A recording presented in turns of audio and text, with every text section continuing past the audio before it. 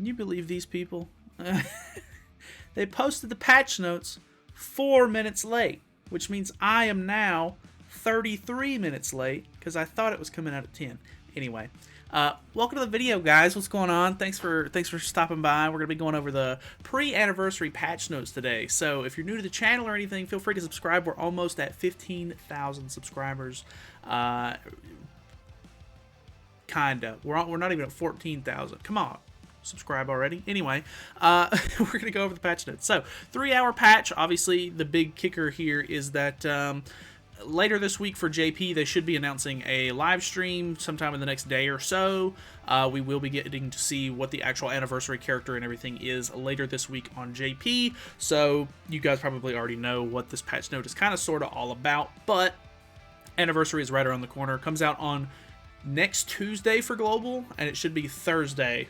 This coming up Thursday for JP and KR. So, obviously, pretty big time to play the game.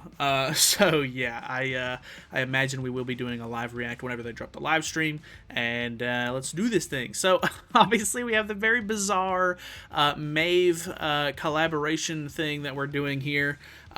Which I think a lot of people are pretty confused about. I'm still not too sure about it myself. But I've seen a really good outlook from a comment on Reddit after this collaboration sort of came out on JP, and to the people who are not really all that excited about the character, I can completely understand it. It's not really that exciting, you know, if you're not into K-pop for one, or even into this band for two. Which, if you're not aware, the band is actually like the Mave is apparently owned by Netmarble, which makes it like an easy sort of trade-off for them. Like, they already have like the rights and everything to it, I guess, which is kind of bizarre. But somebody commented and said that, you know, if it wasn't this, it was going to be, you know, like a Blue Hawk or something really boring anyway. So it's actually kind of nice that we got something a little bit more interesting, a little bit, you know, a little bit more spice, I guess. I guess the kicker here is that because she's a collaboration character, I guess they do own the rights to her and everything. So who knows when it could return, if it ever does. But we get a free collab character, so I guess that's kind of cool. I mean, you get a whole copy of her for free. If you don't know, she is a step-up banner, and they give you free pulls every day for 10 days, if I'm not mistaken, which is pretty interesting. So, I mean, I'll take it over just like another boring Hawk. She's okay at the very least. She's not like anything groundbreaking or anything like that. I did say whenever we were going over the JP patch notes that if I end up pulling Blue Hawk and Oslo on her banner from the free pulls, which he is on the banner. That's one of the only characters in the game that I'm missing. If I end up pulling him, I'll only be missing Camilla, the new one, because I'm not summoning for her at the moment. But if I pull Blue Hawk and Oslo, I said that I would pull for Camilla, just so that way I could have every character in the roster. And I'm going to hold myself to it. The kicker is, obviously, Camilla's banner goes away at the end of this week. So whenever the anniversary update comes out, Camilla's banner should be leaving. So if I do not pull Jenna, or sorry, this is Zena. If I do not pull Hawk and Oslo from the free multis beforehand, which I won't be able to do the entire step, or the entire step-up banner is worth of 10 steps, should only be 7, I assume. I'm just going to chalk it up as a loss at that point. But yeah, I don't know. I'm not planning on doing any of the paid summons or anything. I'm not spending gems on this banner. There's no point. Plus, if I do on some awful, you know, stroke of luck pull Hawk and Oslo, and I have to summon for Camilla, I'm gonna have to pay real money to buy gems and stuff like that to summon on the the anniversary banner, and I would really like to not do that. So yeah, I'll hold myself to it. It's like a challenge at this point, I guess. But either way, we do have new system updates, which is Hero's Way mission quality of life improvements. Battle guide added for stage 1 mission. Use skill lock. Okay. And then requirements to unlock deathmatch changed from clearing episode 39 to episode 43 in stage 4. Okay, so that's interesting. I guess they're pushing it back a little bit. Not too sure about that one. After the update, players will only be able to clear the missions after completing episode 43. Okay, fair enough. The new option added where players can check the rewards for the next stages. Okay, so I mean you have your it's Hero's Way. Most people have already completed this by now, but if you're newer to the game or anything like that, and this is your first time playing, make sure you complete this stuff because it gives you a lot of free characters, and most of them are actually pretty like useful, I guess, in the beginning. Obviously, if you're summoning on the anniversary banner and stuff, there's a lot of OP characters that you'll probably use instead. But hey, it's nice to have some of these characters, a little bit of extra box CC and stuff like that for you. So. Final Boss Battle Trophy Icon improvements. So Final Boss Battle Trophy Icon changed to match the crown reward. So now rank 1 is platinum instead of it being gold, which honestly makes a lot of sense. There's a platinum crown, gold crown, and then silver crown, and then the bronze crown I think is for ranks 4 through 100 if I'm not mistaken. So it makes a lot of sense that they wouldn't be like this. So I guess that's fine. Like I said, we do have a new check-in event. There's 10 days of free tickets. These are all multi-tickets. So it's one multi per ticket. You get one each day.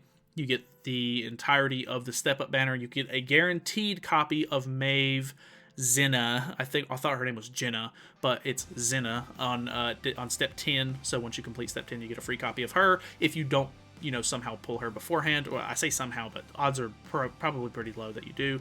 If I do end up pulling her at all pretty early, obviously I'll do a showcase earlier than 10 days from now, but she's honestly not super exciting or anything like that in general.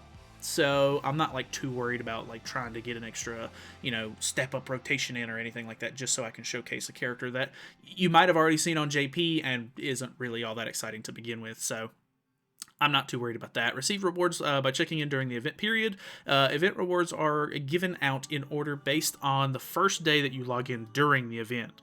Event rewards cannot be claimed, and an event screen will no longer appear after the end of the event period or after claiming all the rewards.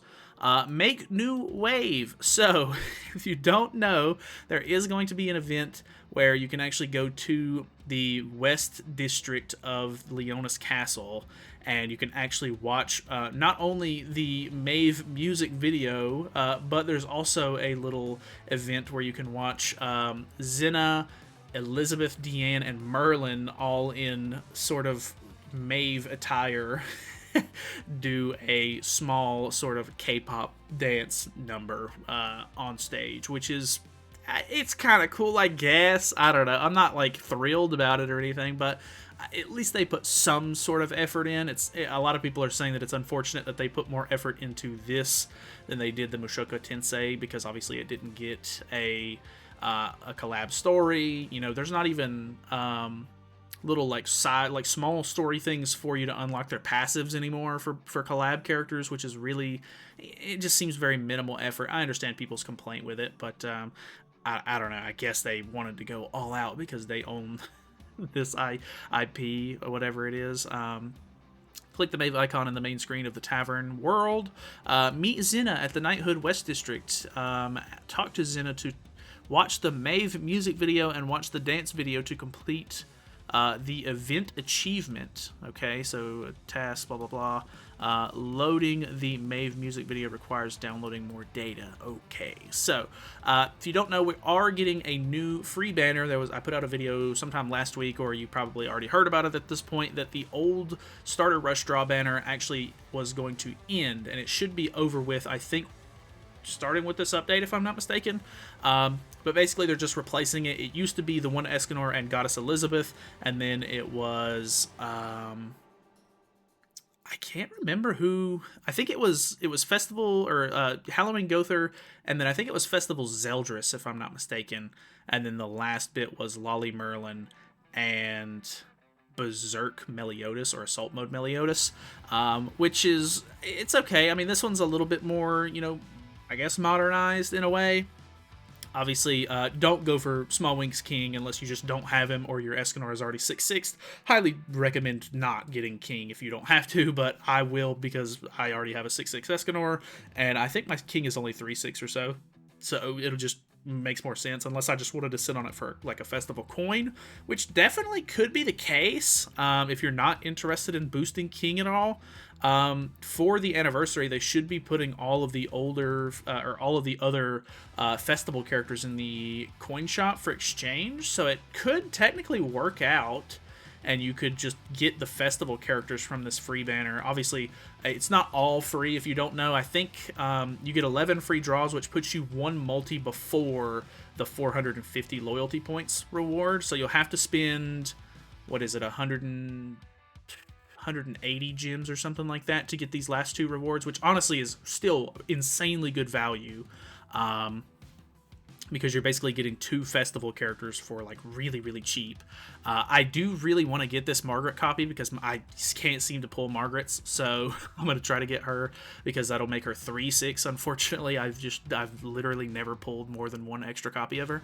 And then I already unfortunately have both of these 6/6, so yeah, it could potentially be a better idea to just grab like whoever you already have maxed out, or if maybe you have all of these characters maxed out and you could just use these coins to trade for a festival character in the coin shop whenever that sort of comes out during the festival.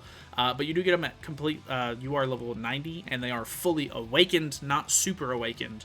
But yeah, honestly, just really good value there. The free banner characters, like the unfeatured characters, aren't the greatest. There are a couple of like interesting picks in there. For example, I think red-haired Red Elizabeth is on the banner, which is one that a lot of people skipped because she is specific to the time-limited dungeon. But she's just kind of like a nice quality of life character that you can get. So if people pull her, I think it'll be kind of a nice little bit of value there. But either way, after the 5.22 update maintenance, and then up to, or just to be announced in a separate notice is when it's going to end, I would imagine this is going to end right before the 5th anniversary, if we make it that far, because they'll probably end up doing the same thing and just revamping this one more time for that anniversary as well. So details are draw for free 11 times daily for 14 days. So it's technically it's one multi because one multi is 11, but you get 14 free days of summoning. And then the daily free chance draw can be used to acquire new heroes. Diamonds can be used to draw new heroes if there is no more daily chances for free. The draw banner will be available for 20 days starting from the day you first log in. And then the draw banner will disappear after the 21st day. So just know that even if you're brand new to the game and you start the game 6 months from now, you still will have access to this banner, but it's only available for the first 20 days that you log in. Like as soon as you log in, this banner is now up, it's ready to go. If you don't draw on it for 20 days, it's gone. Goodbye. So just be aware of that. The draw banner, okay, we already read that. The draw banner will disappear after the 21st day. The banner will be available to all knights regardless of whether they participated in the previous starter rush draw event. The previous draw event will end at the same time for all players regardless of the amount of time left on the draw, and the accumulated loyalty will reset. So it doesn't transfer over to this new banner or anything like that. So yeah, obviously pretty standard stuff, I think. Reach the required loyalty to choose and claim one of 2 heroes. They are level 90 fully awakened, so you can see here's the choices, like just in the promotional art for it. Pretty standard stuff. More information can be found in a separate notice. 4th anniversary Ghost Leg events. Ghost Leg is probably one of my most hated events in this game, just because it's very minimal rewards for this really long and tedious animation that I hate watching. If you're unaware, it's basically like there's 4 different lanes once this curtain picks up, and there's 2 characters on the board, and you basically just put little lily pads or whatever to make sure that they cross the lanes to get the rewards that you want. I don't know. It's really stupid. I just hate it. I really hate how long it takes to do it. But you will get tickets from this from all of these different game modes. So very standard stuff. Use 10 Ghost Leg entry tickets to participate, but you can only do it twice a day, which doesn't make a lot of sense because you can get 30 tickets a day. I don't know. I guess just in case you don't feel like, I don't know. It just... weird event. Not a fan of it, honestly. It's very, very self-explanatory. Once you see it in the game, you'll understand how to do it. You can trade some extra ones for coins, which is not advised. Do not do that. You get more than enough just from playing the game normally. The rewards are pretty standard stuff, honestly. It actually doesn't look like there's too many like really bad things in here. Like I feel like a lot of the times they end up throwing a lot of just extra stuff. Like obviously the gold chests or whatever are kind of meh. These older like or smaller like starred books aren't really that great or anything, but the demon materials are kind of nice. The anvils are really good. Super awakening coins are really good. You know, just anything that can help you sort of like increase your characters or work on gear and stuff is always really welcome to me. Final boss battle, original fragment Chandler with an exchange shop. So unfortunately, this one was really hype, and I was really interested in it, and I'm still pretty hyped about it, and I do want to test it out and everything and try it out when it comes out on global. But it does not work like the old Archangel final bosses. For whatever reason, they decided to change it. Unfortunately, this outfit costume set only works for the new Demon Chandler, which is really dumb because not only is, you know, that new Demon Chandler, like the old Chandler is missing cosmetics. I think he's missing a headpiece and a weapon, but this Demon Chandler has still yet to make it to the SSR ticket banner for whatever reason. That one and Demon Cusack both still need to be added. I think Champion Meliodas maybe even. I'm not 100% sure on that. All I know is that there's still several characters that need to make it to the new banner that have not made it yet, and this is one of them. I don't understand why they're waiting so long to do that. But anyways, if you do have the character, you'll be able to get his costumes and everything, which is fine, I guess. Really stupid that it doesn't work for the old Chandler. Just, you know, me ranting a little bit. But, yeah. I don't know. From what I've seen, it is kind of difficult, but then again, the stuff that I watched for it was like day one, and, you know, obviously a lot of people that I watch on YouTube are English-speaking people who do not speak Japanese or read Japanese, so I'm assuming once it comes out on global, those players will probably had enough time to come up with a decent strategy, plus the global people will actually be able to read what their passives and everything do, so hopefully it won't be as bad whenever it drops on global, but they are doing the same sort of, you know, point system that they've been doing, where there is a challenge difficulty that rewards you with challenge points, which is very annoying to some players, obviously, because, you know, if you're newer, you're probably not going to be able to beat challenge mode. Most of the time, it's pretty difficult with these newer seasons of Final Boss, and yeah, there are things in the exchange shop, which is here, that you can only buy with the challenge points. Luckily, this time around, there is no artifact card. Previously, they normally were doing like, hey, you can either buy the outfit or the artifact card. The artifact card normally cost 100 challenge points, if I'm not mistaken, to buy that. So it's not going to be as much of a pick and choose, which obviously a lot more people would rather have the costume than the artifact card. The artifact cards so far from the previous seasons have not been used for an actual card set or anything just yet. So we've got that going for us. But yeah, they removed the artifact cards, so you can literally just buy the outfit, which I think is 60 if I'm not mistaken, and you might be able to buy a couple of extra rewards with the amount of challenge points that you can buy using the regular points, because, you know, if you're not able to beat challenge difficulty, you can't get them on your own without exchanging them.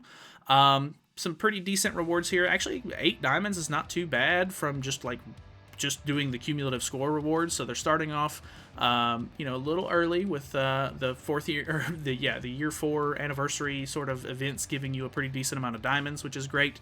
If you place within the top 50%, you will get the headpiece whenever the season ends. You don't get this right away or anything like that. Plus, there's other, like, you know, decent materials that you can get, which is not too bad either. We'll have to see what... I'm assuming it'll probably stay similar to the same. I think the Archangel team was the team that everybody was using for points on day 1 of JP, but that might change. I know that a lot of the times the global community sort of comes up with their own sort of teams that end up doing really well too. So we'll just kind of have to wait and see what the actual like points team and everything is. Pretty good rewards overall.